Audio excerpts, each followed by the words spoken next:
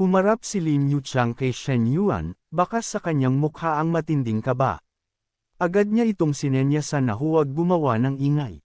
Sa kanyang isipan, kapag nalaman ni Jing Xianyong ang lahat, mawawala ang lahat ng benepisyong makukuha ko sa paghihiwalay at hatian ng ari-arian.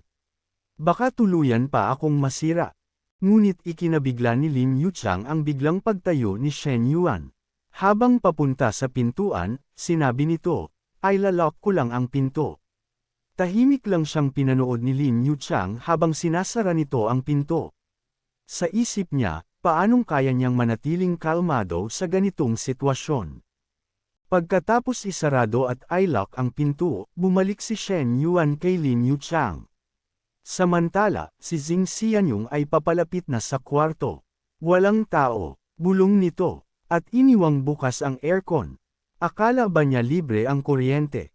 Dumiretso siya sa dispenser upang uminom ng tubig pero nang makita niyang wala ng laman, naiinis niyang binulong, tamad na babae, maghapon na nga lang walang ginagawa, ni hindi pa makapaghanda ng tubig para sa akin.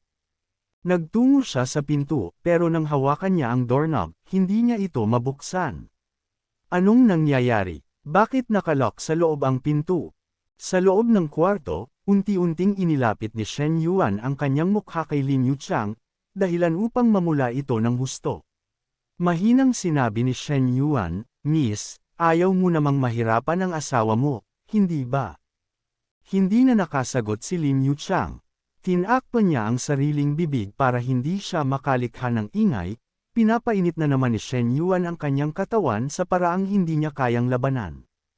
Habang si Jing Xianyong ay tumalikod na sa pinto, wala siyang nagawa kundi umalis. Habang naglalakad palayo, inis niyang sambit, pinapahirapan pa ako.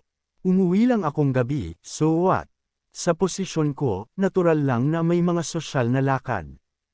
Sa loob ng kwarto, pilit pa ring pinipigil ni Lin Yuchang ang sarili. Gusto niyang sumigaw sa nararamdaman, pero takot siyang marinig at mahuli. Samantala, pumasok si Jing Xianyong sa katabing kwarto. Galit niyang hinubad ang kanyang damit at binulong, ayaw mo akong papasukin. Ayos lang. Mas mabuti pa nga, wala akong obligasyon ngayong gabi. Mas makakapagpahinga ako para bukas. Pagkahiga sa kama, bago tuluyang makatulog, nasabi pa niya, bukas ng gabi, sa bar. Sa kabilang kwarto, hindi pa rin sila tumitigil. Habang nakasandal ang kamay ni Lin Yuchang sa pader, pabulong nitong sinabi, Shen Yuan, hinaan mo, nandyan lang ang asawa ko sa kabilang kwarto. Ngunit ngumiti lang si Shen Yuan habang patuloy sa kanyang ginagawa. Tulog na siya, wala siyang maririnig. Relax ka lang, iyan ang mas nagpapasarap dito. Sa kabilang kwarto, mahimbing nang natutulog si Jing Xianyong, nakabuka ang bibig, may laway pa sa unan, at malakas ang hilik. Ngumiti si Shen Yuan at biniro si Lin Yuchang, ang lakas ng hilik niya.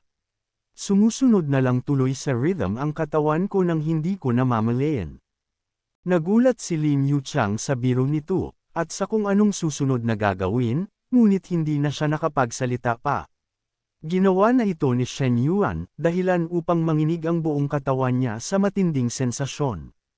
Napakapit siya ng mahigpit at napakagat sa sariling braso. Sa kanyang isipan, naglalaro talaga ng apoy si Shen Yuan. Hindi ako pwedeng bumigay, hindi ako pwedeng lumikha ng kahit anong ingay, hinding-hindi. Ngunit dahil sa sarap na nararamdaman, hindi na niya mapigilan. Unti-unting tumirik ang kanyang mga mata. Pero tama siya, walang kapantay ang ganitong pakiramdam. Kinabukasan, masarap ang pagkakagising ni Zheng Xianyong, wala siyang kaalam-alam na habang siya'y mahimbing na natutulog kagabi, ang kanyang asawa ay nag-e-enjoy sa piling ng iba. Habang hawak ang kanyang ulo at dama ang hangover, napamura siya. Aray, ang sakit ng ulo ko. Mukhang peke yung alak sa bar kagabi. Samantala, sa kusina, abalang-abala at masayang nagluluto si Lin Yuchang. Kitang-kita sa kilos at ngiti nito na masaya siya sa nangyari kagabi. Kumislap ang kanyang mga mata habang inihahanda ang agahan, isang bagay na matagal nang hindi niya ginagawa. Lumabas ng kwarto si Zheng Xianyong at nagtaka sa kanyang nakita. Ha? Ano to? Hindi na siya nagluto ng almusal ng 2 taon. Anong meron? Habang pinagmamasdan ng asawa, napangiti siya at naisip. Grabe, ang sarap ng buhay. May mabait na asawa sa bahay, may side options sa labas. Ganitong-ganito dapat ang buhay ng lalaki. Tinawag niya ang pansin ni Lin Yuchang. Lin Yuchang, nilock mo na naman yung pinto kagabi. Kumusta ang tulog mo? Humarap sa kanya si Lin Yuchang na tila ba kumikislap sa liwanag. Nakangiti ito na parang walang iniindang problema. Ayos na ayos ang tulog ko. Ang sarap. Napakunot noo si Zheng Xianyong. Ang weird nito Biglang naging mabait. May tinatago ta. Dahil sa kanyang kutob, dali-dali siyang tumakbo sa kwartong tinulugan ni Lin Yuchang at binuksan ang pinto. May ginawa ba siyang hindi ko alam? Sinuri niya ang kama kung may buhok na naiwan o anumang ebidensya ng panloloko, pero wala siyang nakita. Lumingon siya sa basurahan at sinipat ito ng mabuti. Wala ring proteksyon. Kakaiba talaga to. Dahil wala siyang nakita, bumalik siya sa kusina. Umupo sa mesa at sinabing, siguro nag-iisip lang ako ng sobra. Lumapit si Lin Yuchang, may dalang baso ng gatas. Kumain ka na. Tahimik silang kumakain ng agahan, pero hindi mapakali si Zheng Xianyong. Alam mo, parang narinig ko kagabi na may kamakalabog sa pader. Sa panaginip ko yata yun. May narinig ka ba? Habang binubuksan ang carton ng gatas, kalmado pero nakangiti ang sagot ni Lin Yuchang. Wala naman akong narinig. Baka guni-guni mo lang yon. Ang sarap ng tulog ko kagabi. Kumuha si Zheng Xianyong ng tinapay at isinubo ito habang nakatitig sa kanyang asawa. Baka nga ini-imagine ko lang. Pero di ba sabi mo sira ang aircon? Parang okay naman ngayon. Napabuntong hininga si Lin Yuchang at sumagot. May pinatawag akong taga-ayos kahapon. Habang nagbubuhos siya ng gatas sa kanyang baso, hindi niya mapigil ang mamula. Sa isip niya, yung ingay na narinig mo kagabi, yun yung aircon na inaayos. Pero hindi lang aircon ang inayos niya, pati puso ko, inayos rin niya. Samantala, sa isang kafe, nag-aalalang lumapit si Lin Ying, siya ang matalik na kaibigan ni Zhou Wantang. Nilapitan niya ito at nagtanong ng may pag-aalala. Wantang, anong nangyayari sa'yo? 2 araw ka nang walang tulog. Anong nangyari? Lantang gulay at mukhang pagod na sumagot si Zhou Wantang. Ying, hindi mo naiintindihan. Yung ex ko, namumuhay na ngayon ng marangya. Sobrang bigat sa pakiramdam, parang gusto ko na lang mamatay. Umupo si Lin Ying sa tabi ng kaibigan at tinanong siya ng seryoso. Alin sa mga ex mo? Si Shen Yuan ba? Halaka, para mo namang sinasabi na parang may listahan ka ng ex.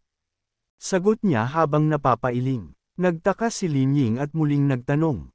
Paano naman yumaman si Shen Yuan? Di ba ibinenta pa nga niya yung kotse niya nung nalugi ang pamilya niya? Naiinis at halatang inis na inis ang mukha ni Zhou Wantang nang sumagot. Wala ka talagang alam, Ying Ying. Pagkatapos naming maghiwalay, parang bigla siyang umangat. Gumastos ng 3 milyon para bumili ng bahay, para lang sa isang babae. Tapos bumili pa ng Porsche 911 para sa isang fitness trainer. 2 milyon din yun. Napasinghap si Lin Ying, nanlaki ang mata, at pinawisan sa gulat. Pero nagtanong pa rin siya ng may pag-aalinlangan. Totoo ba yan? Lagpas 5 milyon ang ginastos niya. Paano mo nalaman na totoo yan? Agad na inilabas ni Zhou Wantang ang kanyang cellphone. Ipinakita niya rito ang mensahe ng pag-uusap nila ni Menglo. Naiinis niyang sinabi habang pinapakita ang phone. Yung babaeng yun, personal trainer ko yun dati. Siya mismo ang nagsabi sa akin. Nag-post pa siya ng picture kasama yung kotse sa social media. Agad kinuha ni Lin Ying ang cellphone ni Zhou Wantang at binasa ang conversation nila, habang si Zhou Wantang ay nagpapatuloy. Pagkatapos niyang mapunta kay Shen Yuan, nag-resign siya sa trabaho. Ying, bakit ganito? Bakit ako pa ang malas? Dapat ako yun. Napayuko siya habang hawak ang kanyang ulo. Halatang punong-puno siya ng panghihinayang at pagsisisi. Madilim ang kanyang ekspresyon habang iniisip. Ano bang pumasok sa isip ko noon? Baliw na siguro ako. Iniwan ko si Shen Yuan para lang kay Hao Jun. Ngayon na mayaman na si Shen Yuan, hindi na talaga ako makatulog gabi-gabi. Agad siyang dinamayan ni Lin Ying. Hinaplos niya ang likod ng kaibigan at mahinahong sinabi. Wantang, nakaraan na yon. Tanggapin mo na lang. Maghanap ka na lang ng iba. Sa ganda mong yan, madali lang yan. Nagtatrabaho ka pa sa airline, araw-araw kang may nakikilalang mayayamang lalaki. Mabilis lang makahanap ng milyonaryo. Unti-unting lamambot ang ekspresyon ni Zhou Wantang. Napangiti siya sa sinabi ng kaibigan at tumugon.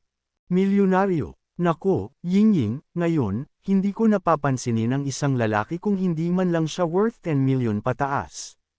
Napatingin lang si Lin Ying sa kanya, hindi makapaniwala. Hindi siya nakapagsalita agad. Halatang nagulat siya sa biglaang pagbabago ng kaibigan. Bigla namang tumayo si Zhou Wantang, seryoso ang mukha, matindi ang determinasyon sa kanyang tinig habang sinabi. Ying, gusto kong balikan si Shen Yuan. Pero hindi rin tumagal ang determinasyon na yun, agad ding napalitan ng lungkot ang kanyang mukha. Parang nawala ang lakas niya, sabay sabing. Pero nakablock ako ni Shen Yuan sa WeChat, pati sa phone. Hindi ko rin siya makita sa school. Paano niya nagawang maging ganito hindi marunong magpatawad? Sinubukan siyang palakasin ng loob ni Lin Ying. Wala na sa oras para isipin mo pa yan. Mabuhay ka na lang sa sarili mong paraan. Medyo ibaba mo na expectations mo. Pero mabilis siyang hinarap ni Zhou Wantang at malakas na sinabi. Ying, alam mo yan, bestie kita. Alam mong hindi ko kayang ibaba ang standards ko. Hindi na talaga. Sobrang sakit lang isipin na si Shen Yuan ay basta-basta na lang nagpapakalat ng pera sa ibang babae, samantalang dapat ako ang tumatanggap nun. Dapat ako yun. Sabay noon, bigla niyang hinawakan ang kamay ni Lin Ying. Mabilis niya itong hinayla paalis, sabay sigaw. Hindi pwede to, Ying. Kailangan mo akong samahan para hanapin siya.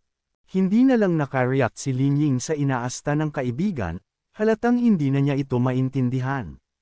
Natarante siya, kaya agad niyang kinuha ang kanyang cellphone at nagpadala ng mensahe sa isang tao. Habang mabilis silang tumatakbo at hinahanap si Shen Yuan, hawak pa rin ni Zhou Wantang ang kamay ni Lin Ying kaya wala na rin siyang nagawa kundi sumunod. Ang mensaheng ipinadala ni Lin Ying ay, "Pakisend naman ang number ng Xingcheng Mental Hospital agad. Nawawala na sa sarili ang kaibigan ko. Kapag walang dumating na doktor agad, may masamang mangyayari."